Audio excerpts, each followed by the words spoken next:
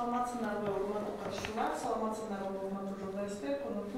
день, уважаемые участники сегодняшней пресс-конференции, журналисты, дамы и господа. Пресс-центр пресс-конференции рад видеть вас и разрешить начать пресс-конференцию, посвященную теме. Представители общественного фонда «Кызмат Ташу. Правовые и образовательные проблемы этнических меньшинств Республики Таджикистан». Я представлю участников сегодняшней пресс-конференции. Председатель общественного фонда «Кызмат Ташу» Тагаев Зайнидин Эргашевич, председатель Женсовета по этническим кыргызам Тохтаматова Сунусар, президент Федерации национальных игр кочевников НК Чокон, Абдаримов Нур Мухаммед, а также, значит, Шарафудинов Ашурбек, Совет Аксакалов, пенсионер, и Мамуров Мил Хо Жимедин, тоже Совет Аксакалов, пенсионер,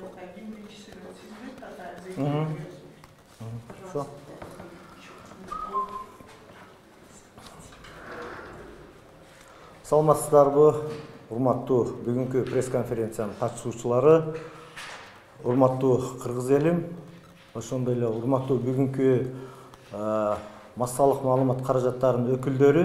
Биздин кайрылуубуз Кыргыз Республикасынын президенти Жапаров Садыр Нуркожоевичке, Кыргыз Республикасынын министрлер кабинетинин төрагасы Улукбек Мариповго, Кыргыз Республикасынын илим жана билим министри Болотбек Купешевичке, ошондой эле Кыргыз Республикасынын улуттук коопсуздук комитетинин төрагасы генерал Ташиев Камчыбек Кыдыршаевичке кайрылуу. Биз Памир кыргыздары тарихи ата мекенибизге кошуна Тажик Республикасынан көчүп келгенден кийин бүгүнкү күндө чек аранын жабыктыгына байланыштуу Тажикстандагы кыргыз улутундагы студенттерибиздин көйгөйлөрү тууралуу сиздерге кайрылуудабыз. Бүгүнкү күндө Тажик Республикасынын аймагында Мургап, Жергетал, Лах жана башка аймактарда 360 миңден ашуун кыргыз боордошторубуз жашайт.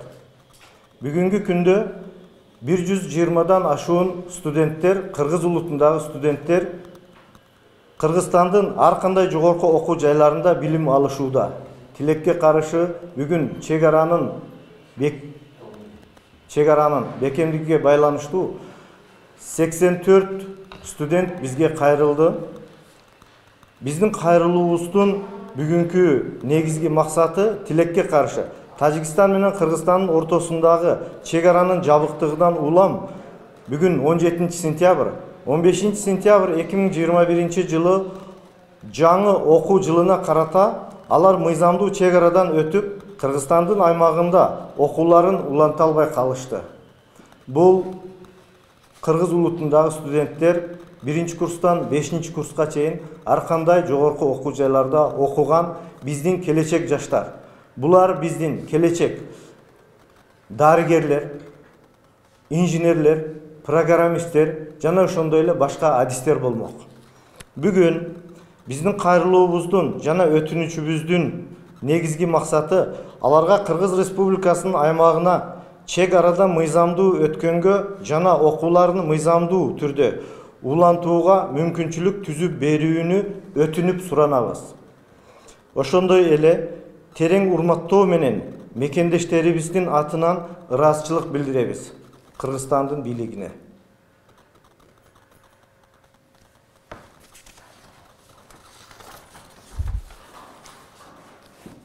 Уважаемые участники, уважаемые приглашенные, уважаемые представители средств массовой информации, мы сегодня обращаемся к президенту Кыргызской Республики Садыр Жапарова, председателю Кабинета министров Кыргызской Республики Улукбеку Марипову, министру образования и науки Кыргызской Республики Болотбеку Купешевичу, председателю Государственного комитета национальной безопасности Кыргызской Республики генерал Ташиеву Камчыбек Кыдыршаевичу. Обращение.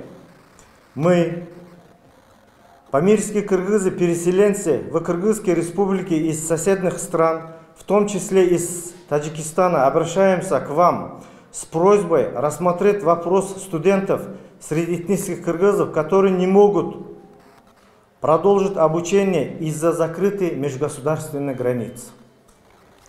С сегодняшнего дня в Мургабском, Джиргитайском, Ляхском и других районов Республики Таджикистан среди 360 тысяч этнических кыргызов более 120 студентов учатся в различных вузах Кыргызстана. К сожалению, из-за закрытой межгосударственной границы между Кыргызстаном и Таджикистаном они не могут пересечь границу и продолжить учебу. Эти молодые люди, наши будущие врачи, инженеры, программисты и другие специальности. К сожалению, они еще не смогли продолжить учебу, хотя новый учебный год с 15 августа 2021 года началось. К нам обратилось более 85 студентов с просьбой помочь и возобновить обучение.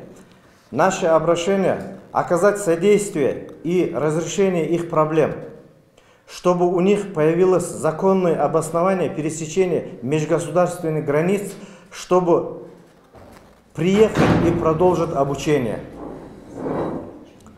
Мы с глубоким уважением и с глубокой благодарностью от имени соотечественников за скорейшее решение вышеназванных проблем. Также на это обращение мы прикрепляем список 84 студентов, которые нам обратились. Спасибо за внимание. По очереди, кто будет дальше выступать? Ким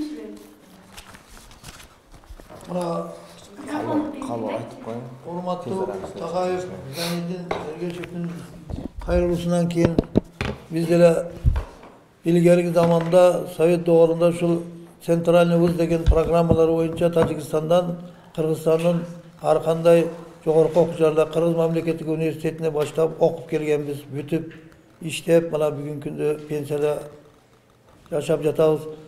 Биз да ушул кайрылууну толук колдоп кубаттайбыз, өтүнөбүз. Жогору жактан урматтуу президентибизден, урматтуу премьер-министрден, урматтуу Камчыбек Ташиевичтен, билим министринен ушул кайрылуубуздун мазмунуна жакшы бир көңүл буруп, ушу биздин балдарыбыз, кыздарыбыз өздөрүнүн окуу жайларына эсен аман чек арадан өтүшүнө сиздердин көмөгүңүздөргө муктаждыгыбызды билдиребиз жана өтүнөбүз, суранабыз. Рахмат.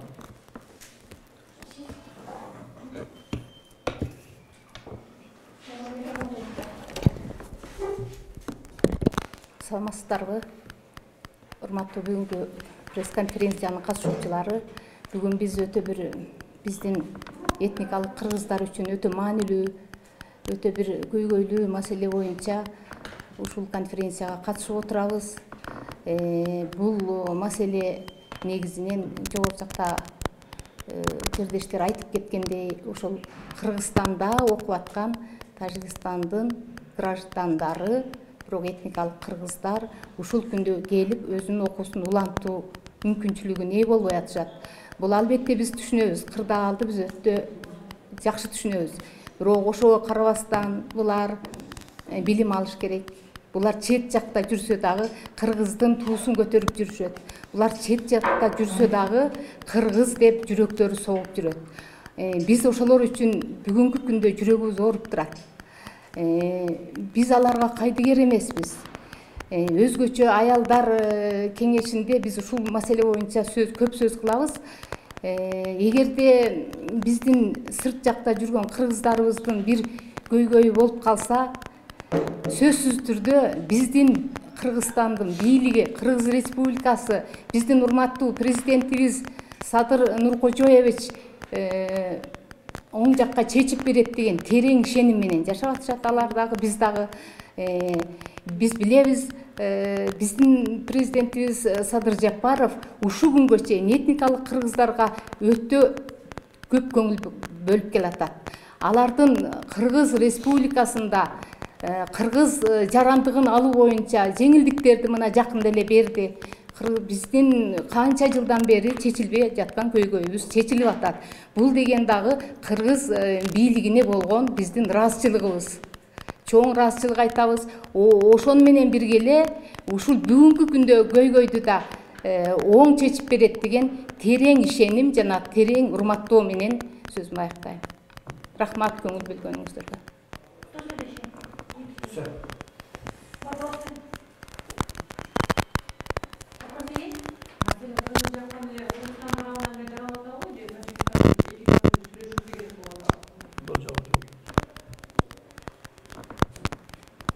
Бул жерде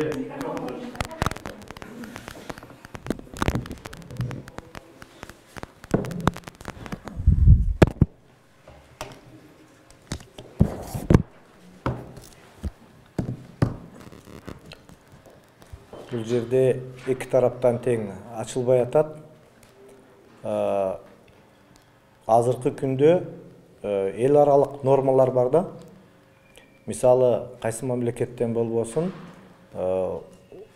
окуу маселесинде, билим берүү маселесинде врачтар менен ошол дарыгерлердин билим алуулардын ошолордун ортосунда граница болбош керек да.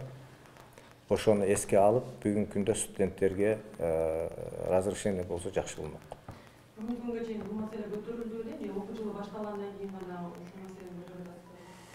Бул маселе бүгүнкү күнгө чейин биз тараптан көтөрүлгөн жок. Бирок биз 15 сентябрды күттүк. 15 сентябрда студенттерибиз сөзсүз окууга жетиш керек эле. Бүгүн 17 сентябрь. 120дан ашуун кыргыз улутундагы студенттер Кыргызстандын ар тармагында окуйттар. Нарында, Караколдо, Ысык көлдө, Бишкекте, Кызыл Кыяда, Баткенде, Ошто, Кара Балтада университеттерде.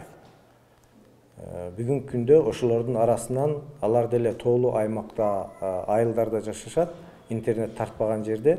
Интернет тартып шарты болгон 84 студент бизге кайрылды. Биз ошол 84 студенттин тизмесини ушул кайрылуубузга тиркедик. Кудай буйрса, жогорку инстанцияларга беребиз. Ооба. Бийлик органдарынан бир реакция болдубу? Кудай буйрса, эми болот деп ишенебиз го.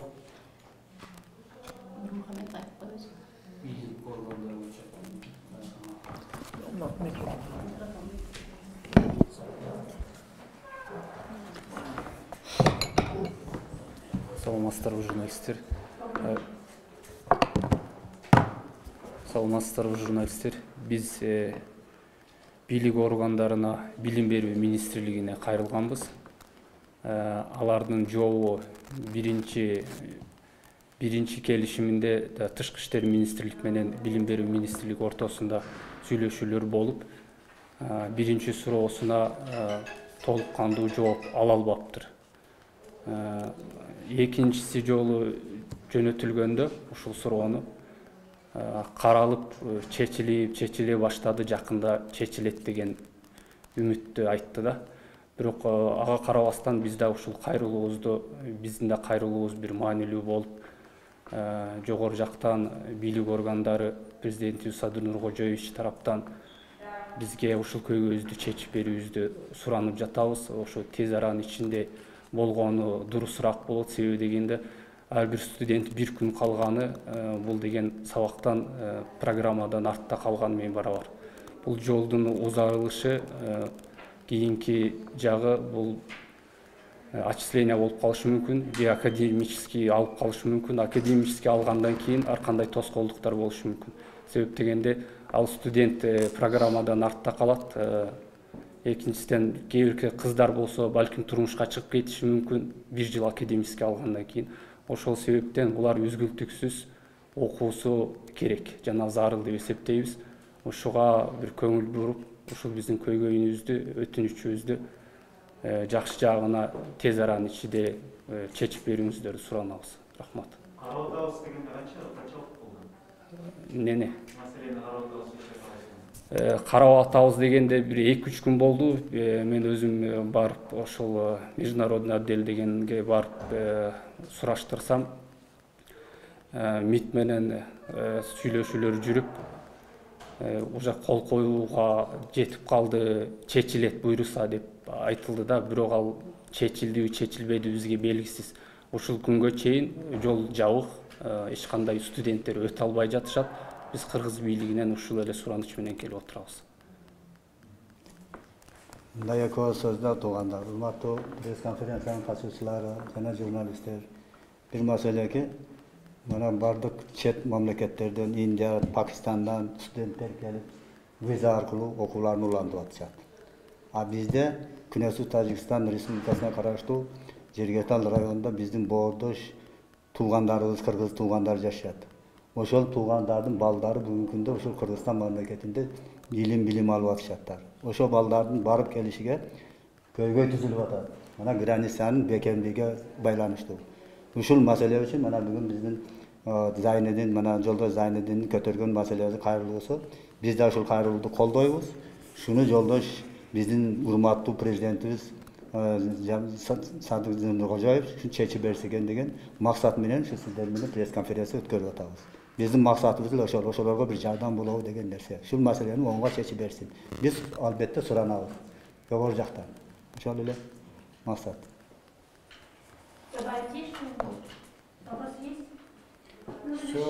Чоң рахмат.